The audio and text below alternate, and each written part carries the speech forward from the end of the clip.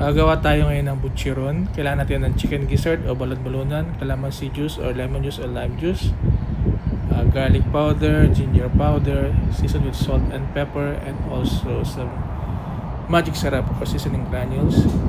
And then ibabad natin yung ating chicken gizzard sa ginawa nating mixture. Cover natin and marinate for 3 to 4 hours.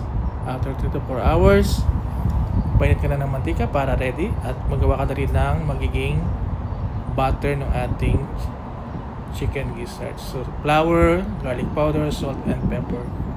Yun lang yung mainly ano niya. And then malangin mo ng seasoning granules, dagdagan niya din. Haluin lang ng maigi at i-coat na natin yung ating chicken gizzard o balon-balonan. Yan.